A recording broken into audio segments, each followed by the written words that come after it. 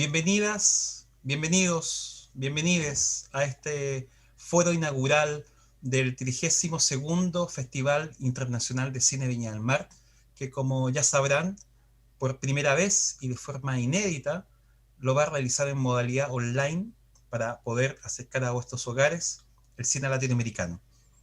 Este año, sin duda, ha sido un año complejo, un año que nos ha demandado desafíos, es un año de transformaciones.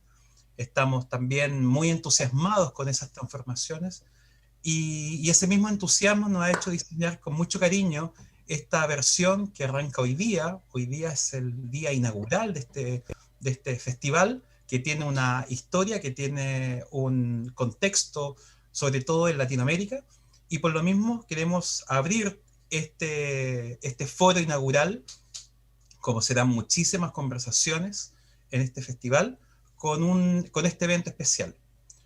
El Festival Internacional de Cine Viña del Mar, FICVIña, que pone el valor en el cine latinoamericano desde que fue fundado en 1967 y luego reinaugurado en 1990, ha puesto un valor en la trayectoria de diferentes actores, actrices, directores del cine latinoamericano.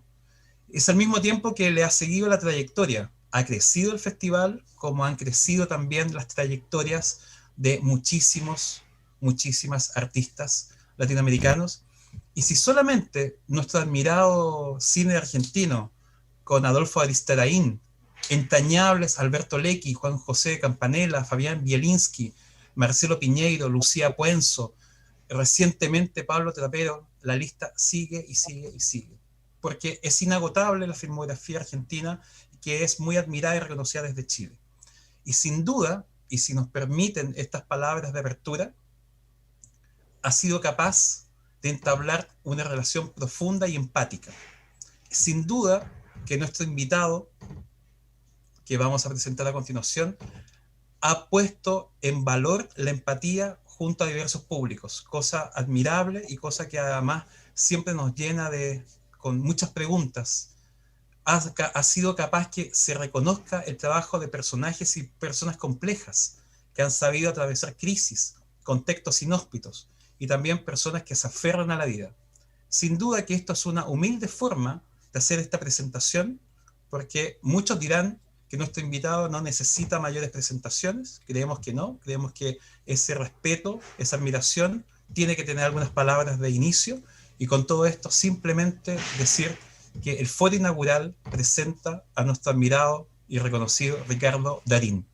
Bienvenido, Ricardo. Muchas gracias. Muchas gracias. Muy buena presentación. Te la agradezco de corazón.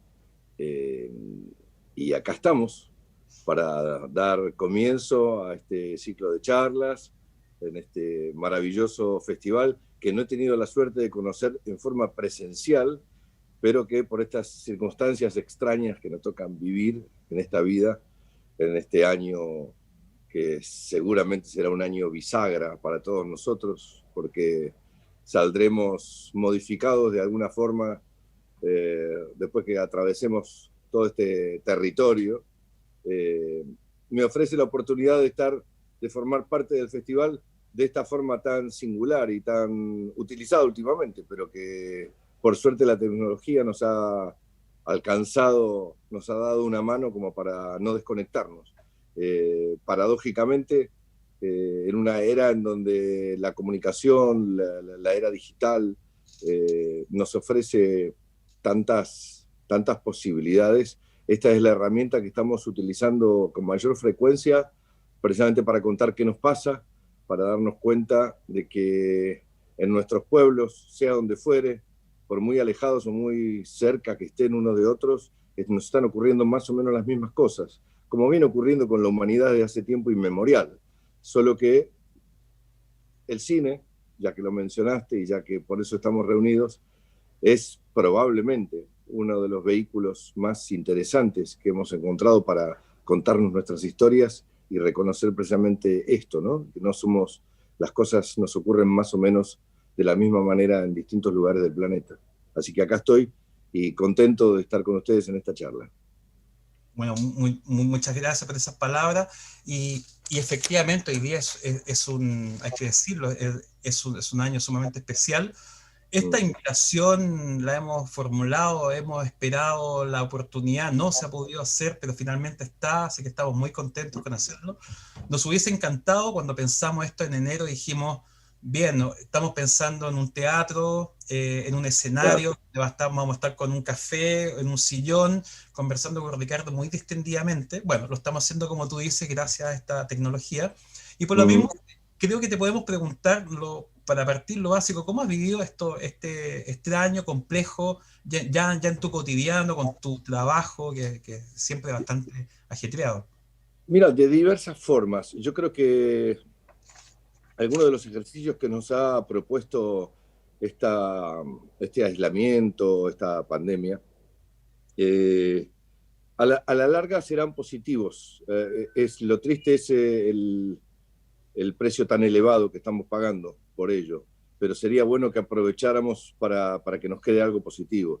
Y una de esas cosas es el ejercicio de distintas formas de vida que de alguna forma por nuestra manera de vivir no tenemos tan en cuenta, pero que ahora aparecen con mucha más luz sobre nuestro enfoque, ¿no? Es decir, por ejemplo, para decirte algo, yo sigo trabajando tanto como antes, salvo que no sea en forma presencial.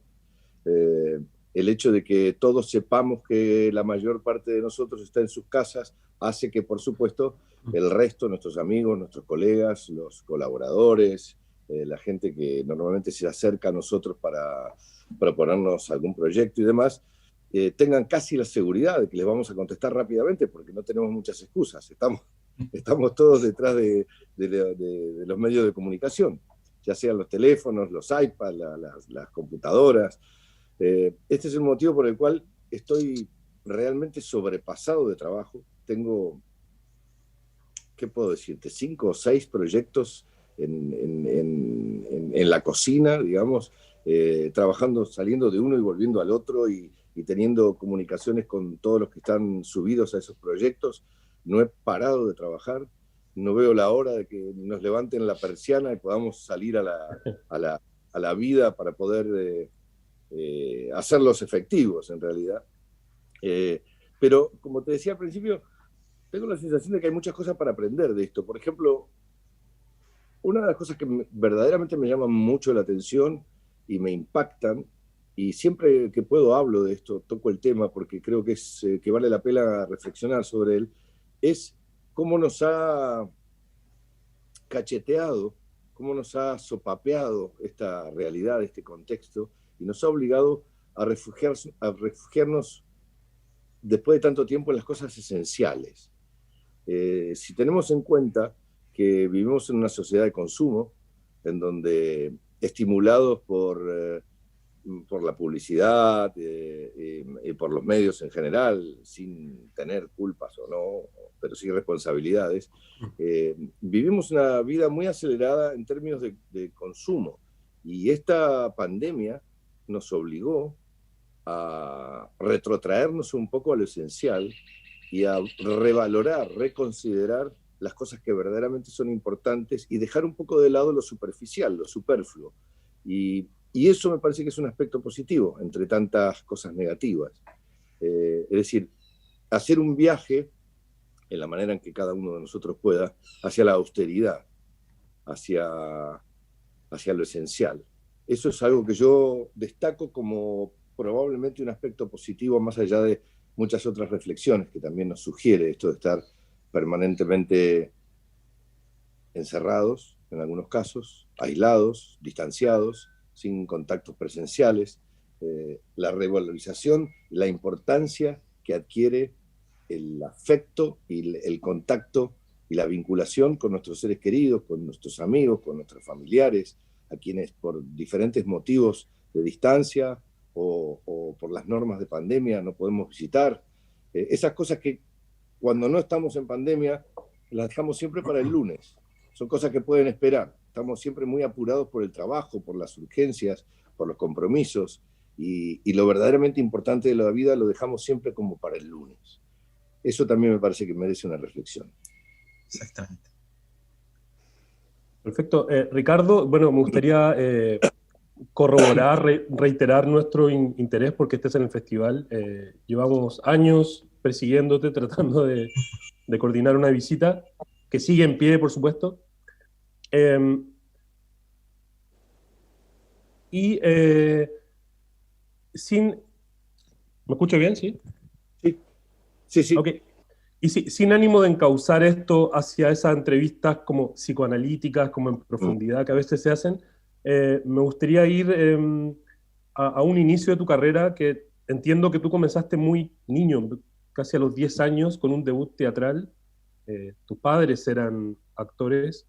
Sí. Entonces me gustaría ver cómo te relacionaste con la actuación desde ese comienzo, que no sé si fue una imposición o no. Uno siempre cuando niño recibe imposiciones. Okay, no. me gustaría saber cómo fue tu relación con el No, teatro a es niños. muy simple. Mira, yo siempre le hago un parangón con lo que imagino debe ser la vida dentro de un circo. Es decir, mis padres no solo no me estimularon a hacerlo, sino que tampoco me lo prohibieron. Lo que ocurrió es que cuando yo era muy chico, ellos tenían un programa de televisión con el padre de Norma Leandro, nuestra maravillosa reina del espectáculo en la Argentina. Él se llamaba Pedro Aleandro, era muy amigo de mi padre. Tenían un programa de televisión en Canal 7, que en esa época era probablemente el único canal que estaba en funcionamiento. O sea, estamos hablando de más de 60 años. Entonces, yo tendría 2 o 2 y medio, una cosa así, y un día tenían en una secuencia de un programa de televisión que se llamaba Historias del Abuelito. Mis padres hacían una pareja, un matrimonio, y necesitaban un niño, y yo estaba por ahí dando vueltas, y entonces se ve que se miraron entre ellos y dijeron, bueno, a ver, que entre. Y como yo estaba acostumbrado a estar en los estudios de radio y de televisión, en los teatros, acompañando a mis padres y demás, no me resultaba un universo hostil, sino más bien todo lo contrario, era como una especie de prolongación de la sala, del living de mi casa.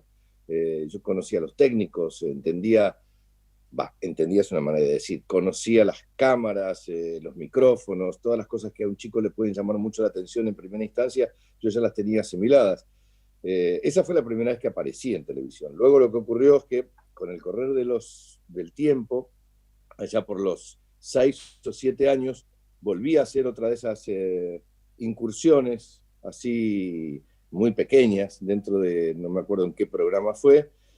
Yo no debuté en teatro a los 10 años, eso es un error que está en Wikipedia, Okay. como algunos otros, pero bueno, no importa, tampoco es tan importante. No es nada importante. Sí, empecé a trabajar en radio, televisión, en comerciales y muchísimo en doblaje. Hacía doblajes de películas, de comerciales, de películas que venían del extranjero.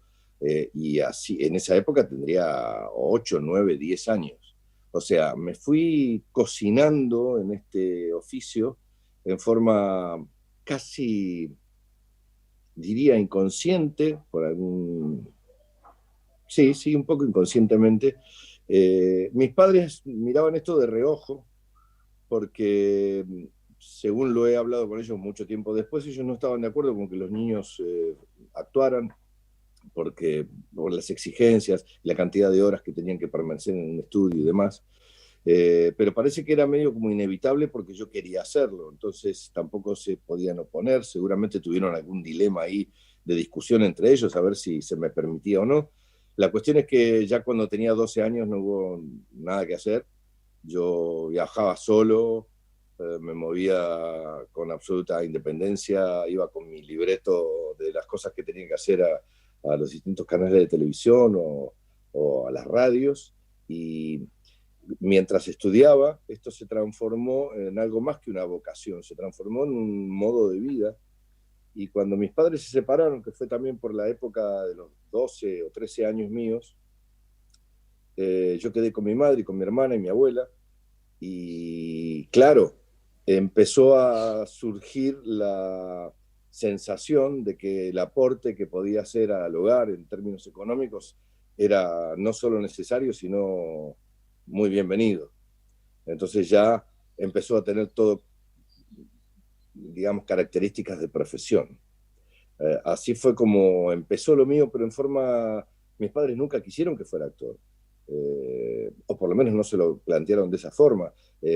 No recuerdo, salvo cuando era muy chico, no recuerdo que ni mi madre ni mi padre me acompañaran a hacer una cosa así. Yo iba a trabajar en radio cuando tenía 8 años y tomaba el colectivo en la esquina de mi casa y me bajaba en la esquina de la radio y hacía de hijo de Norma Leandro y Alfredo Alcón en un radioteatro, en Radio El Mundo. Y en ese momento yo tenía 8 o 9 años. Mirá. Hiciste mucho teatro también. En ese momento de formación, en la época que hacías mucho teatro, ¿tenías alguna preferencia por el teatro, las cámaras? ¿Había una energía distinta? Yo me crié dentro de un estudio televisivo.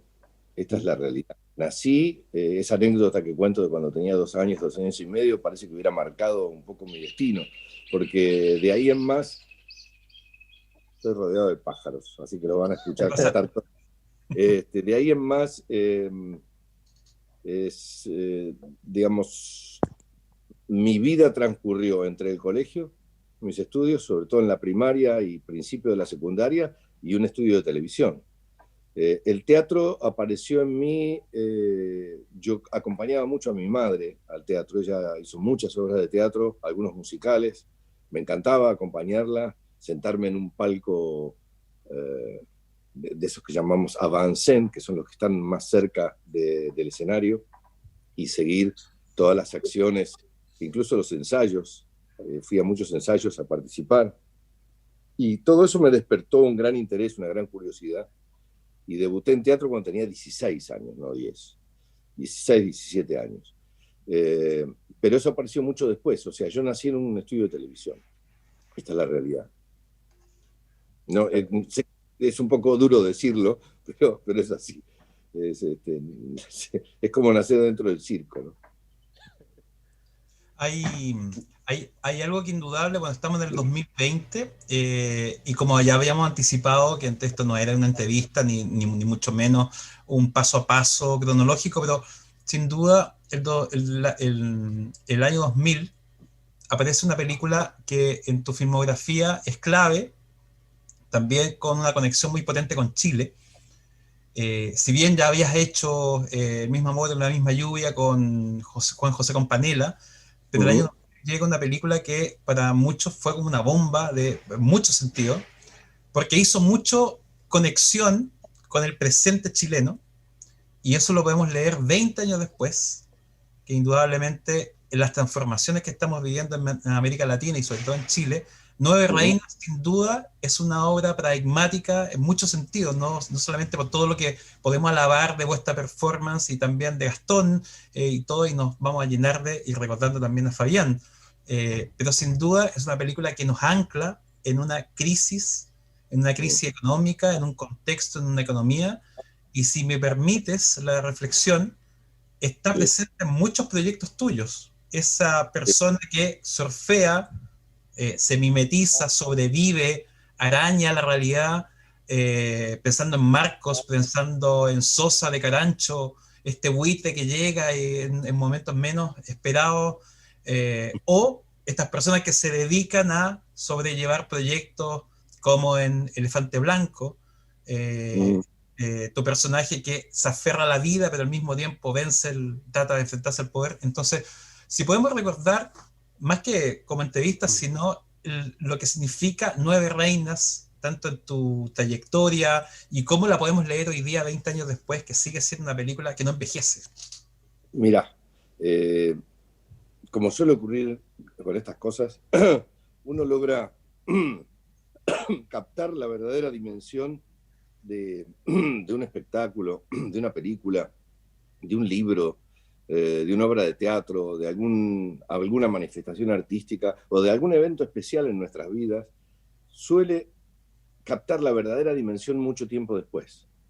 en el momento en que ocurren las cosas, en el momento en que están surgiendo, uno no está a cargo de la trascendencia que pueda llegar a tener ninguna de estas cosas. En el caso de Nueve Reinas, es realmente paradigmático porque nadie podía imaginar hasta qué punto no solo se convertiría en una película de culto en muchos lugares, no solo en nuestros países, Argentina, Chile, Uruguay, Perú, Bolivia, Paraguay, Brasil, sino también haber cruzado el Atlántico y haber tenido la repercusión, por decirlo de una manera amable, que ha encontrado en lugares inesperados, España, Italia, Francia, el Reino Unido, en fin, es una historia que un poco actuó, ahora sí lo vemos, como una especie de premonición de qué era lo que estaría ocurriendo en nuestro territorio, sino también era una especie de muestra descarnada de cómo funcionan estos humanoides que andan dando vueltas por ahí aprovechándose de las desgracias ajenas, aprovechándose de las flaquezas y las debilidades, las distracciones, las debilidades en general, y se convirtió en una película de culto. Para mí fue, como muy bien dijiste recién, una especie de carta de presentación a nivel internacional, y además tuve la suerte, siempre digo que soy un ser muy afortunado, he sido muy afortunado, ojalá esto no cambie, pero tuve la suerte de que, por ejemplo, del otro lado del charco, allá lejos, se presentó al mismo tiempo que se presentó otra película que también me dio grandes satisfacciones y que también se ha convertido un poco en una peliculita de culto, que es El hijo de la novia, de Campanella. Después de... Norma nuevamente en tu vida. Claro, una vez más Norma en mi vida. Siempre está Norma en mi vida. ¿Y qué pasa? Ocurre que para un actor, una actriz, para un artista en general, poder tener como carta de presentación dos personajes tan disímiles, tan contradictorios, si se quiere, antagónicos, quise decir, no contradictorios, como el de Nueve Reinas y el de El hijo de la novia, precisamente alguien que padece lo que ocurre en nuestra sociedad económico-social, económico-político-social, luchando contra las adversidades de turno, y otro que se aprovecha precisamente de esas adversidades para sacarlas en provecho propio. Tener la chance de tener una carpeta de presentación con dos películas al mismo tiempo, tan distintas, realmente me significó una carta de presentación que ni yo mismo la hubiera soñado. Esta es la realidad. Y como muy bien dijiste también, marcó de alguna manera un poco los proyectos que se me van a ir presentando en el futuro a mí con estas especies de personajes, tipos comunes, tratando de resolver circunstancias especiales. Y sin ir más lejos, ese mismo año, 2000-2001, también aparece un grupo de lo que muchos llamaban libros como este, ¿cierto? El nuevo cine argentino, ¿cierto? Aparece una generación de lujo, aparece Pablo Trapero, Lucrecia Martel, Santiago Mitre, aparece un grupo importante también, y parece que también tiene que ver con los tiempos, que las películas pareciera que se resisten a la idea de envejecer, sino que estar conectadas con su tiempo. Sí, es probable que sea como lo describís. Fíjate que estás mencionando personas como Lucrecia, Trapero, Santiago, Mitre, nos falta hablar de tantos otros, ¿no? De Miñona, Bornstein, Edu Milewicz, en fin, tantos directores, tantos creadores, gente que está permanentemente batallando con una idea en la cabeza y que finalmente pueden llevarla a cabo, pero que son realmente de distintos colores. Son personas que no solo por el contenido de lo que proponen en sus historias, sino por la forma de realizarlos. Son directores de cine que tienen diferencias muy concretas a la hora de encarar el trabajo. Y eso nos aportó, creo yo, mucha riqueza. Nos dio mucha dinámica. Y además no tenemos que olvidarnos que toda esta generación de la que estamos hablando, entre nosotros y los nombres que citamos, son artistas que han podido superar una especie de barrera que se había producido, a partir de la cual siento yo, y esto es solamente mi opinión, no tiene por qué ser cierto, es una sensación que tengo. Después de lo que ocurrió con nuestras dictaduras, una vez superadas, entre comillas, y volviendo a la democracia, los cineastas, como ocurrió con la literatura, ha ocurrido con la música, con la pintura, con todas las expresiones artísticas en general, se vieron obligados a hablar de lo que veníamos de atravesar.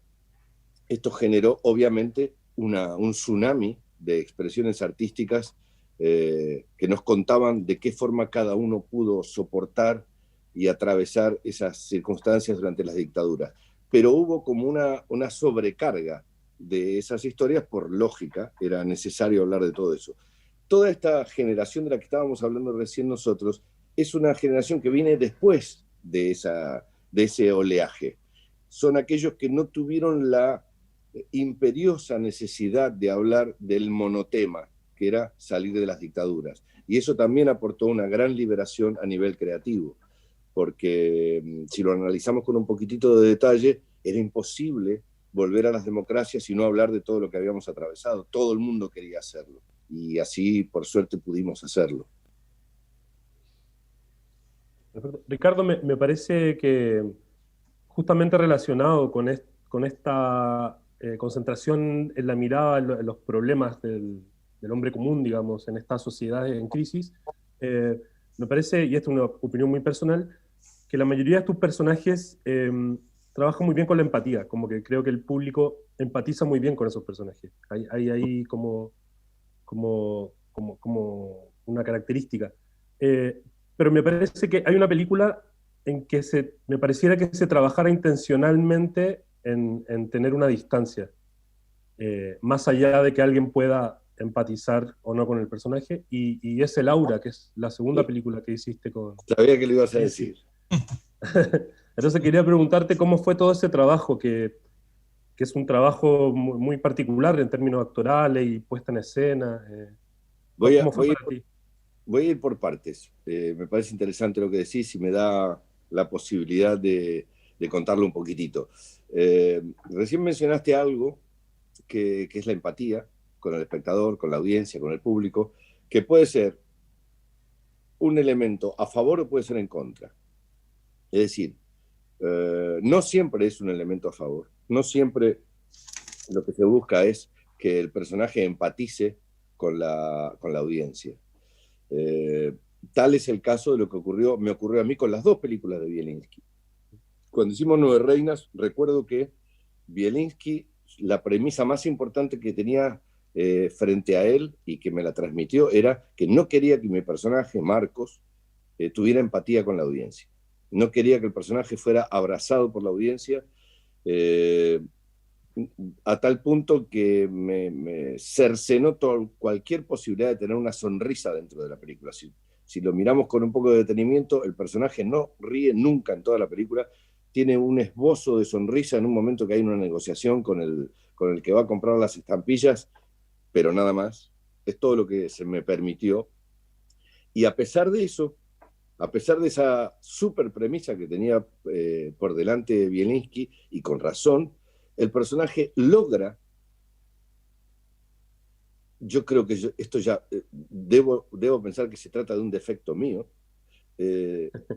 logra empatía con la audiencia, es decir, hay como una especie de, si bien es cierto como espectadores nos gusta ver a algunos recalcitrantes hijos de puta por ahí dando vueltas porque no podemos creer, siempre el villano nos causa una mezcla de entre gracia por lo extremo de sus cosas o porque quedamos estupefactos ante algunas cosas que hace.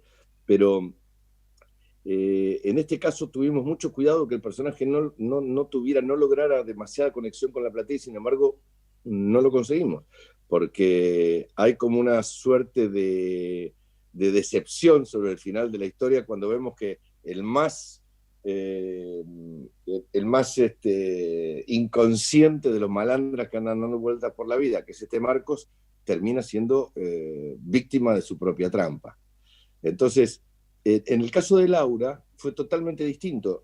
Ahí deliberadamente nos propusimos, pero eso formó parte de un trabajo muy a conciencia que hizo Fabián, mi querido Fabián, gran amigo a quien extraño muchísimo y que nunca logro terminar de entender hasta dónde podría haber llegado su capacidad, su creatividad, su mirada aplicada al cine, si la vida le hubiera otorgado un poco más de posibilidades. Lo perdimos muy joven, tenía 47 años cuando falleció, una cosa muy, muy fuerte y muy dolorosa. Éramos muy amigos y yo todavía tengo su número de teléfono anotado en mi directorio, no me atreví nunca a borrarlo. Fabián en el Aura se había propuesto una idea muy loca, que era investigar, explorar cómo era, qué sensación estaba dentro de una persona, ante qué situación se enfrentaba una persona que estaba por tener un ataque de epilepsia. Es decir, un paciente epiléptico, hicimos una investigación previa y llegamos a la conclusión de que hay tantas formas de encararlo como pacientes hay en el mundo. No hay un patrón, digamos, una medida patrón. Esto nos empujó a decidir que era la oportunidad para inventar lo que se nos ocurriera, porque todos los casos que investigamos eran todos distintos. Todas las personas se paraban frente a este aura, que a eso lo llamamos esos 20 segundos, 30 segundos anteriores a un ataque epiléptico, esa instancia en la que el paciente, la persona, sabe que le va a ocurrir el ataque, sabe por otra parte la impotencia de saber que no puede hacer nada para evitarlo y que con el correr del tiempo lo único que hace es aprender a cómo estar parado frente a la inminencia del ataque, solamente eso. Entonces teníamos como premisa, era muy difícil que este personaje lograra empatía con la audiencia porque realmente es un territorio muy inexplorado para todos nosotros. Todo aquel que no sea paciente epiléptico o que no tenga un familiar directo o un amigo o alguien que padezca esta tremenda enfermedad, desconoce por completo cuáles son las consecuencias, las características del ataque y demás. Entonces, tuvimos libertad, pero siempre nos encontrábamos con que difícilmente el personaje fuera demasiado extrovertido, tenía que ser más bien de mucha riqueza interior, y esto nos fue allanando el camino para terminar haciendo lo que hicimos con el Aura. Pero las premisas de Bielinski en ese sentido siempre eran tratar de no ser complaciente con el espectador para poder interpelarlo, para poder incomodarlo, para poder no ser demasiado dulzón con el espectador. Le gustaba provocar a Fabián. Hay dos personajes también, como con esta misma línea, como la construcción de los personajes o de las personas, más que los hombres como estereotipo. Kamchatka, que hiciste con Cecilia Roth, ese coprotagónico en Dictadura, y son dos proyectos totalmente distintos. El secreto de sus ojos, donde son hombres que más que llamados por una gran épica, si bien en su sencillez, simpleza, tratan de entender lo que pasa. Entonces es interesante cómo esos proyectos se desmarcan un poco de esta idea que en estos contextos tan inhóspitos como una dictadura, un hombre está llamado a esta especie como de épico, que finalmente en la vida real es muy complejo definirlo, sería una caricatura. Entonces, claro, la sencillez de ambos personajes creo que es muy interesante. Benjamín Espósito, por un lado, y el personaje Kamchatka, que es una familia. Entonces, son interesantes esos dos espacios, si podemos comentarlo. Sí, hay una más para agregar a esa, para armar como una especie de trilogía, que es una película que hice bastante recientemente, que fue Koblik. Es una película de Sebastián Borestein, en donde con mucha valentía Sebastián se metió a investigar una situación que a él le llamaba mucho la atención y que por algún motivo, no sé si de montaje o por alguna responsabilidad nuestra, yo como actor y él como guionista y director, no ha quedado del todo clara en la película. Y a nosotros lo que nos llamaba la atención era qué pasaba con un tipo que fue, perdón que me fui para el lado del COVID, ahora vuelvo, ahora vuelvo. ¿Qué pasaba con un tipo que se negaba a aceptar una orden en los tiempos de la dictadura? El tema tan recontra conocido de la obediencia debida y demás, se nos planteó a partir del conocimiento de un caso de un oficial que se negó a cumplir una orden y entonces eso nos empezó a batallar en la cabeza, a investigar sobre el caso de esa persona y así nació Koblik. El caso de El secreto de sus ojos y Kamchatka tiene dos perspectivas distintas. Kamchatka, que probablemente haya sido el guión cinematográfico más bello que yo leí en mi vida. Recuerdo que con Cecilia Roth, mi compañera, nos costaba mucho leer el libro y no llorar, teníamos que parar constantemente porque nos emocionábamos. Y eso era por la maravillosa pluma que lo había escrito, ¿no? Es un libro maravilloso. Pone la cámara, la perspectiva desde otro ángulo, ¿no? Dentro de una familia, como muy bien dijiste, con dos profesionales que por un motivo o por otro se ven cerca de gente que militaba políticamente y que por consejo de otros tienen que empezar a tomar distancia y se tienen que exiliar de alguna manera y se tienen que desprender de su familia. Ese era el tema hacia grandes rasgos central. El caso del secreto de sus ojos es con un telón de fondo previo a la dictadura, porque en realidad el secreto de sus ojos está localizada cronológicamente en esos 2 años previos a la dictadura, que son, paradójicamente, son 2 años de los que poco se hablan, por lo menos en Argentina, a nivel cinematográfico. En donde todo transcurre dentro de un juzgado, mezclado con una historia romántica, una carrera de escritor o de novelista trunco de uno de sus oficiales de la secretaría esta del juzgado. En fin, es una película más gorda en ese sentido porque abarca muchos otros temas. Hay como 3 troncos narrativos que se retroalimentan y se convierten en uno. Grandioso libro, grandioso libro. Esa es otra película que ha viajado por el mundo y ha encontrado abrazos permanentemente. Hemos tenido mucha suerte en ese sentido. Duda. Ricardo, a mí me gusta mucho La Señal, que me parece que es un hermoso ejercicio de estilo, ¿no? De cine negro. Sí, Muy sí, literario, me imagino Raymond Chandler, me imagino cine sí, negro de los años 50. muy Chandler. Claro, y esa película tiene una particularidad que lamentablemente Eduardo Miñona muere poco antes de filmarla, y tú te haces cargo de la codirección Sí, con Martín Odera, ¿no? Odara.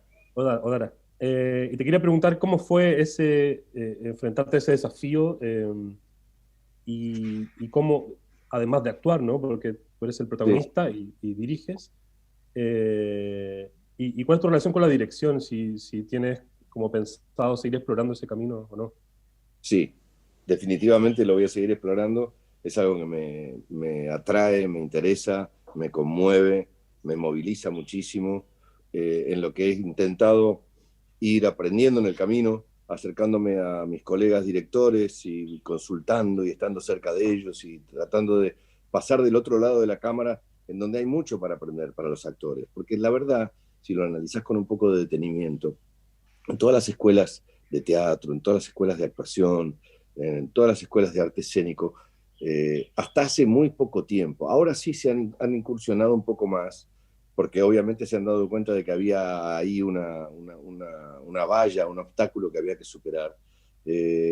Hasta hace muy poco tiempo nadie le explicaba a los actores cómo era el método de trabajo en el cine, que es definitivamente distinto a todo. en donde el cronograma de actividades, la realización de una película hace que por necesidades, por exigencias de producción, porque en una misma locación un día se tiene que hacer la escena 1, la 17, la 29, la 115 y la 83. Todo en el mismo día porque a esa locación no vamos a volver. Nadie nos contaba, ahora sí algunas escuelas de actuación lo tienen en su nómina, pero nadie nos contaba cómo es el método de cine aplicado a la actuación, o mejor dicho, cómo es la actuación aplicada al método cinematográfico, al revés. Es decir, la necesidad de tener un mapa mental, y más que eso también, para que los actores estuviéramos a cargo de cuál es el arco del personaje, cuáles son las distintas circunstancias por las que tiene que atravesar, que a lo mejor por esas exigencias de producción de las que recién hablaba, te ves obligado a cometer 5 escenas totalmente distintas en el mismo día, sin haber realizado lo que ocurre en el medio entre esas escenas. Es decir, ¿cómo imaginamos que es el arco de ese personaje? Lo que ocurrió con La Señal fue que yo tuve la invitación de Eduardo Miñona, alguien que para mí fue una especie de mecenas, porque estoy relacionado con él desde muy chico. Por ejemplo, hoy le estábamos hablando, yo hice una publicidad cuando tenía 12 años de unos chocolatines, unos chocolates, y el productor y director de ese comercial había sido Eduardo Miñona, y yo tenía 12 años. O sea, lo conozco a él desde aquella época. Él me invitó a formar parte, después de haber hecho dos películas juntos, que fue La Fuga y El Faro. Me invitó a partir de una novela que él escribió, que es La Señal. Un buen día me llama y me dice, quiero que leas esta novela. La leí y me dijo, bueno, ¿te parece que hay una película acá? Y le dije, sí, por supuesto que creo que hay una película. Y ahí él me invitó desde la génesis, digamos. Empezamos a tener reuniones, nos empezamos a confabular para llevar adelante el proyecto de La Señal. Y nada, muy poco tiempo, él ya tenía muchas cosas decididas, estábamos muy próximos él me estuvo esperando porque en el medio yo tuve que hacer otra película que se había retrasado un poco y se juntaron un poco las fechas, entonces él tuvo la gentileza, además, como si eso fuera poco, de esperarme y retrasar el rodaje para que yo terminara de hacer XXI, que es una película que había hecho con Lucía Puenzo en Uruguay. Nadie sabía, producto de su elegancia, su hidalguía, su valentía, su coraje, que estaba tan enfermo. Tristemente lo que ocurrió es que él falleció un mes antes de que empezara el rodaje, lo cual fue un shock para todos, porque además él era un hombre que disfrutaba mucho de trabajar con grandes profesionales, pero en familia, con amigos. Entonces todas las áreas de La Señal estaban cubiertas por gente muy idónea, por grandes profesionales, pero muy íntimos amigos de él.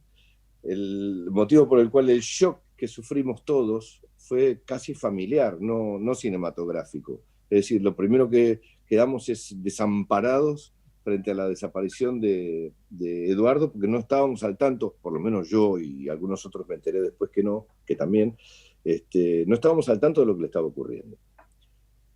Cuando él fallece, pasó un tiempo medianamente prudencial y su familia, su mujer, Graciela, y parte de los que estaban en la producción, me pidieron una reunión para decirme que, bueno, que teníamos muy montado todo, casi todo, y que entendían que si no me hacía cargo yo de la dirección, el proyecto iba a capotar. Me quedé un poco choqueado, no lo esperaba. Mientras nos estábamos preguntando todos qué íbamos a hacer, qué iba a ocurrir y demás, y me llevé esa tarea mental a casa, me quedé pensando un poco y les dije que sí. Entendí claramente que era así. Si no le ponía el cuerpo a esta situación, muy probablemente el proyecto hubiera quedado trunco. Después de decir que sí, llamé a mi amigo Martino Dara pidiéndole auxilio y le dije, por favor, me acaba de pasar tal y tal cosa, te pido por favor que me acompañes en esto, porque para mí es titánico, porque yo no controlaba, o mejor dicho, controlaba muy poco de los aspectos técnicos de lo que es un largometraje. Y él es un hombre con mucha experiencia y en quien confío muchísimo. Él, sin pestañear, sin dudar, me dijo que sí en el acto, así que juntos hicimos la señal y fue una experiencia increíblemente enriquecedora. Es una película que quiero mucho por múltiples motivos y obvios algunos de ellos, pero lo único que lamento es no haber sido más firme en una propuesta que le hicimos Martín y yo a la producción. En un momento queríamos que la película fuera en blanco y negro. Y en ese momento encontramos una resistencia a eso por cuestiones comerciales. Esta cosa de que dentro del circuito comercial, las películas de blanco y negro, hasta que después apareció el artista y barrió con todos esos prejuicios. Pero para nosotros era en blanco y negro. Lo único que conseguimos era, a lo máximo que llegamos fue a descromatizar absolutamente el color y hacer un color, como lo habrás visto, pálido, muy apastelado, digamos, pero la verdad que la película era cantado que tenía que ser en blanco y negro. Y eso es algo que me quedó acá atravesado. ¿No se puede hacer una versión ahora? No, no, se podría hacer. Podría ser una versión. Es una película en la que trabajamos mucho, Martín Odara y yo, y tuve la gran colaboración de un actor al que quiero mucho, admiro mucho por muchas cosas, pero además que como compañero de trabajo es de excelencia, que es Diego Peretti. Diego Peretti es coprotagonista de la película conmigo, y cuando le conté lo que teníamos por delante, se sentó al lado mío en mi casa durante 3 o 4 meses a trabajar en los diálogos, a trabajar en la puesta en escena. O sea, conté con la colaboración increíble de él, y eso no lo puedo olvidar. Estoy muy agradecido porque fue realmente de mucha ayuda para mí. Ricardo, ni aunque lo hubiésemos planificado ni ensayado, no te voy a sacar de ese contexto que nos acabas de relatar en tu vida, porque nombraste una película que justamente queríamos invitarte a que es XXI de Lucía Puenzo. Y hay otra película que, si me permites también, la Operación Truman de Sex Guy, que tuve la oportunidad de verla con mi madre en Buenos Aires, y en la noche te confieso que no paramos de llorar en la película, y luego fue una catarsis emocional que permitió, bueno, otras cosas que permiten las películas en las relaciones humanas.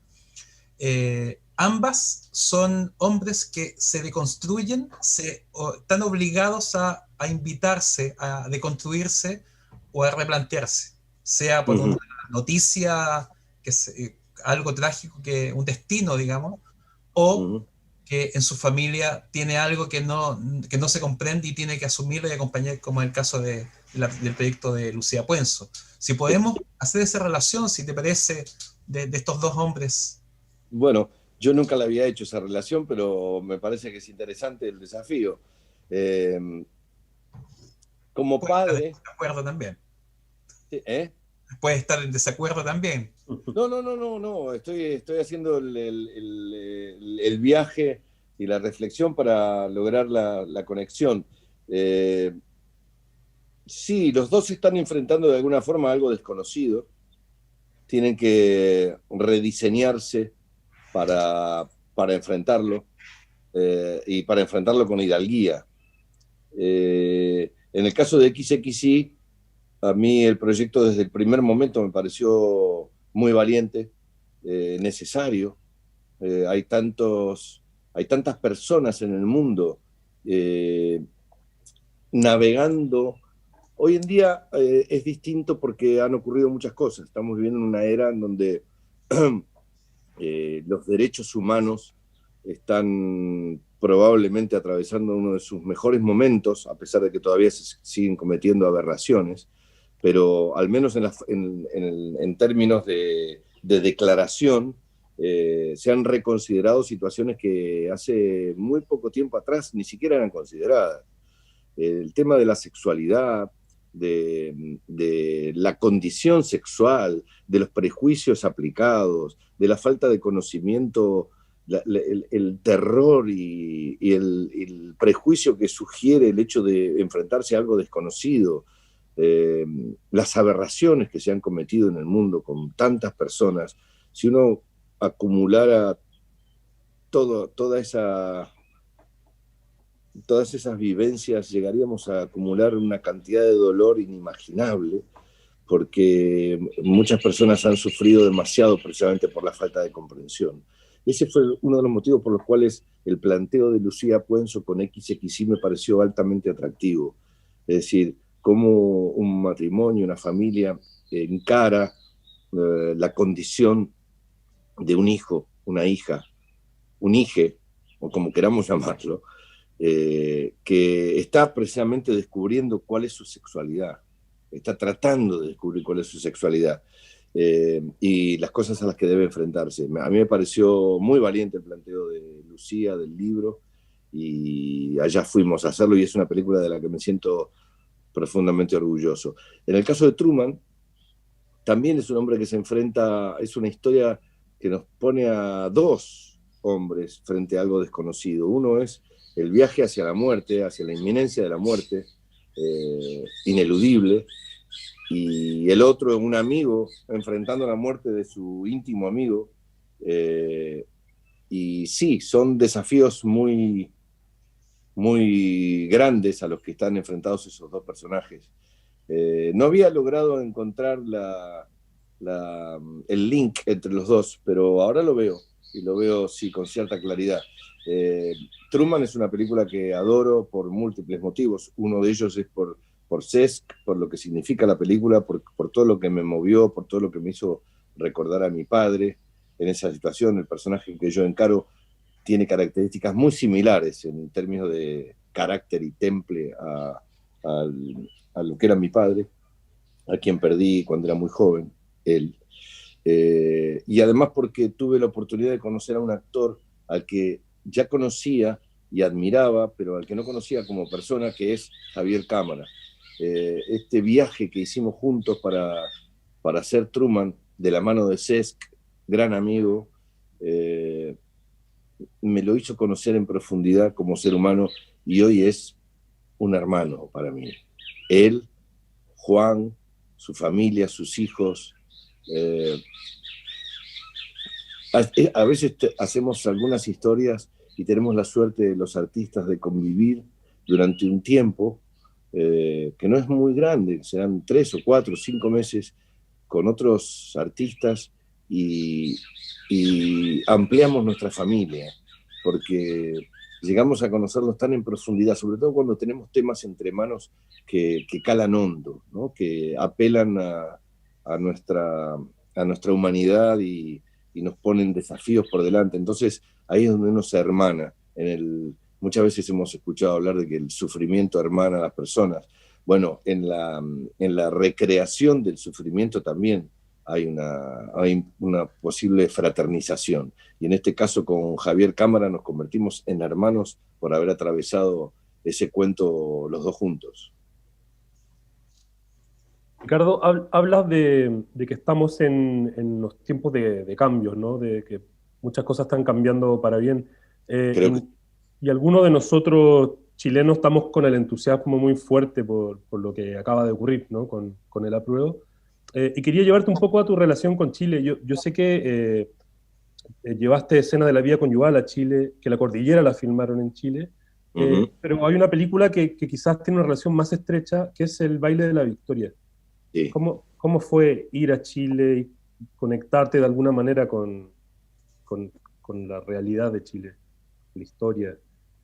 Bueno, sería muy pretencioso de mi parte conocer en profundidad la realidad de una gran comunidad como es la chilena, por el mero hecho de haber participado tangencialmente de trabajo, pero sí he tenido la oportunidad de, primero, conocer a muchas personas, muchas de las cuales siguen siendo amigos míos.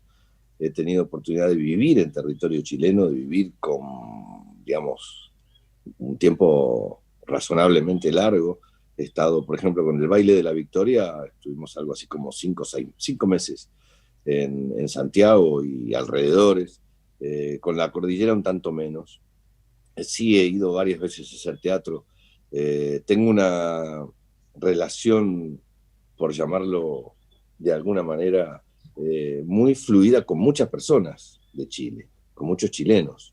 He tenido la oportunidad de trabajar con grandes actores chilenos, como Luis Ñeco, como Paulina, como Alfredito Castro, en fin. He tenido la oportunidad de aprender de ellos también. Y cuando uno aprende en las distintas instancias de la vida, cuando uno atraviesa los lugares en contacto con la gente y tiene la sensación posterior de haberse llevado algo, de haberse enriquecido, un poco medio que te sentís del lugar, porque te estás llevando algo que viviste en su momento ahí y mancomunados con todos los demás. He vivido muchas situaciones muy lindas en Chile. Mantengo relaciones con varios de ellos, sobre todo con un grupo de técnicos que, ya que hiciste referencia al Baile de la Victoria, claro, haber estado rodando durante tanto tiempo en Santiago me hizo convivir, y esta cosa que hablábamos recién, de que uno se transforma medio como de familia después de tanto tiempo codo a codo, y hemos pasado momentos increíbles, maravillosos. Y luego lo que ocurre es que cuando vas a poner el cuerpo a hacer teatro, que es a lo que yo llamo ponerle el cuerpo, tenés la oportunidad de disfrutar de esa corriente de energía que va y viene, porque el teatro lo que te permite es eso, es decir, el estar trabajando ahí, estar en esa especie de ritual tan extraño y tan difícil de definir como es una experiencia teatral, en donde todos estamos bajo el mismo techo, en vivo, con muy poca incursión de la tecnología, es lo más artesanal que tenemos a mano, hace que uno forme parte de la vibración. Tantas veces te preguntan, por ejemplo, en las giras teatrales, muchas veces te preguntan si en todos lugares la gente reacciona igual, o cuáles son las diferencias entre una comunidad y la otra y demás. Y en Chile, lo que me ha pasado, por ejemplo, con escenas de la vida conyugal, he vivido situaciones diversas, pero en términos generales lo que me ha ocurrido es que no noto diferencia en la reacción, no solo con respecto al humor, que es donde normalmente hay mayores diferencias, porque una frase puede causar más gracia en un lugar que en otro, sino a la profundidad de las cosas que se plantean. Y no se nota ninguna diferencia. O sea, diferencia. Podemos pronunciar una palabra de una forma distinta, pero sabemos de los dos lados qué quiere decir. A eso me refiero. Así que la relación está intacta y sigue para adelante, porque espero seguir yendo no solo a hacer teatro, sino a poder filmar en algún momento también. Tuve que rechazar una oferta que me hicieron muy, ¿cómo decirlo?, muy rica, porque me propusieron hacer una cosa que me pareció realmente estar muy fuera de mi radar, y era filmar en el norte de Chile, y realmente me pareció que no me daba el cuero para hacerlo en su momento, no solo por razones de tiempo, sino por lo que era la propuesta en sí, pero espero que ocurran otras, que vengan en el futuro. Ricardo, ya para ir cerrando, es ¿Sí? imposible no preguntarte que tu perspectiva frente, bueno, a este complejo tiempo, que ya lo comentaste al principio, ¿cierto? De que estás afortunadamente con muchos proyectos, pero has tenido la oportunidad de acompañar tantas películas en festivales, en circuitos. Evidentemente hay un crecimiento del cine latinoamericano. ¿Cómo ves hoy día el estado del cine latinoamericano, sin comprometerte quizás con algún título, director o proyecto, pero el estado del cine latinoamericano hoy día, pensando que queremos volver a salas de cine, queremos que los públicos vuelvan a ver estas películas? Uno como festival lo sabe, pero quisiéramos ver tu perspectiva. Mira, con respecto a la vuelta a las salas, que es la gran incógnita que tenemos todos por delante, yo espero que eso ocurra, y yo sé que va a ocurrir porque El amante del cine sabe que no es lo mismo, digamos, tenemos chances de ver una película que ha sido pensada para la pantalla grande en una pantalla más chica, y eso es una salvación y nos permite salir del paso, digamos. Pero el cine, en todo su esplendor, con lo que los directores, los guionistas, los directores de fotografía sueñan y ponen aplicado al servicio de lo que es el lucimiento de una historia cinematográfica puesta en la gran pantalla, solamente se puede disfrutar en una gran pantalla. Esto es así. Todos los demás son caminos alternativos que podemos ir tomando porque no nos queremos perder una historia, porque queremos saber, estar al tanto, porque cuando todo el mundo lo comenta no queremos quedarnos atrás, nuestros amigos dicen, viste tal cosa, viste tal otra, no. Pero la verdad es que el cine es para el cine es para esa pantalla, ese evento de esa reunión de personas reunidas en una misma sala sin saber de qué se trata lo que vamos a ver, con ese sonido que se ha logrado tan maravilloso últimamente, con la certeza de lo que es la definición de las cámaras, la luz aplicada de los buenos directores de fotografía, el trabajo de la gente de vestuario, de locaciones, los directores de arte, cada uno de los detalles que integran ese conglomerado maravilloso de locos puestos al servicio de contar una historia plena, potente, merece ser visto en una sala de cine. Así que esa gran incógnita la vamos a dejar para un costado. Voy a ir a la otra parte de tu planteo que me parece muy interesante también. Yo creo que en Latinoamérica tenemos una carta muy valiosa en la mano y ese es el motivo por el cual en todos los festivales del mundo nuestras películas logran dejar su huella. Yo creo que nosotros, los latinoamericanos, básicamente te diría los latinoamericanos, iba a decir los hispanoparlantes, pero España, en esa relación tan familiar con el resto de Europa, está más ligada a producciones quizá un poco más grandes, y no porque no lo puedan hacer o no lo quieran hacer o no lo hagan, porque de hecho lo hacen.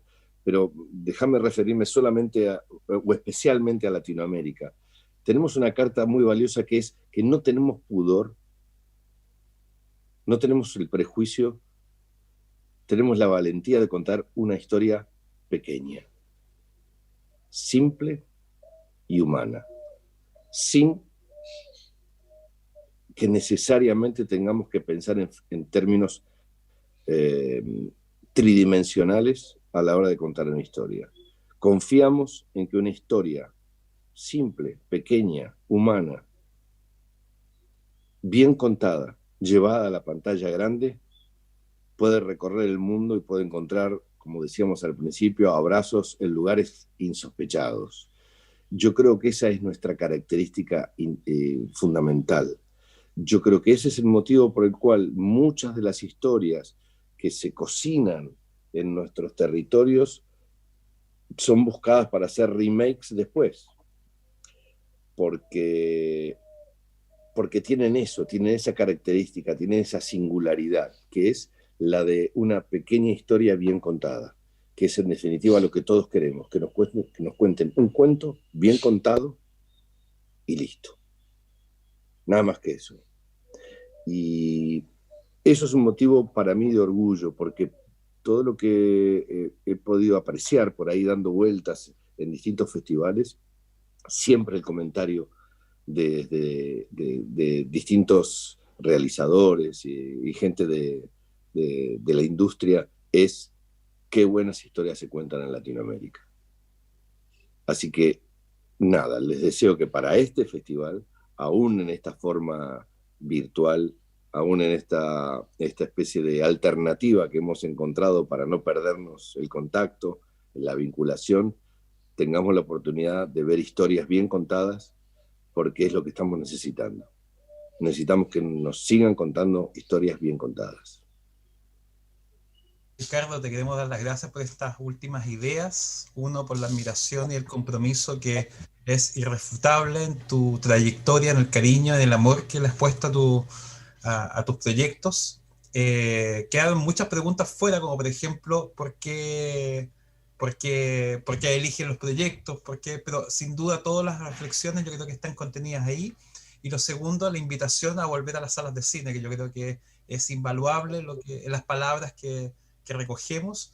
Te queremos dar las gracias también por tu generosidad, por tu tiempo y por compartir con nosotros, que hace mucho tiempo queríamos hacerlo con un café, con una mesa, en el teatro. Ya incluso lo soñamos como podíamos pensarlo y lo hicimos así. Ya lo haremos, ya lo haremos. Perfecto. Eso es lo que tenemos que tener en claro, que vamos a salir de esta. El agradecido soy yo. Fue una charla muy interesante. Siempre es interesante tener la oportunidad de conversar con personas que aman el cine, que lo conocen en profundidad y que tienen tanta información en la cabeza. Los envidio un poco. Espero que nos veamos en forma presencial, que es el nuevo término que estamos utilizando permanentemente. Y nada, confiemos en que vamos a salir adelante. Les mando un abrazo y muchas gracias por esta charla. Muchas gracias, Ricardo, a ti. Ricardo. Nos vemos. Un abrazo. Eso fue el foro inaugural del Festival Internacional de Cine de Viña del Mar, en esta 32ª versión, que por modalidad especial va a ir en modalidad online a vuestros hogares, y acabamos de tener un momento increíble, imperdible, gracias a la generosidad de los actores grandes y que hacen y construyen este cine latinoamericano, como Ricardo Darín, que finalmente pudimos hacer una conversación con él, y ya les pedimos la invitación para cuando se pueda que venga a nuestro teatro, a nuestras salas, y compartamos en Viña del Mar y en Valparaíso. Un abrazo grande en estos momentos que estamos celebrando las transformaciones en Chile y en toda Latinoamérica. Ricardo, un abrazo grande, y a todos nuestros espectadores. Hasta pronto.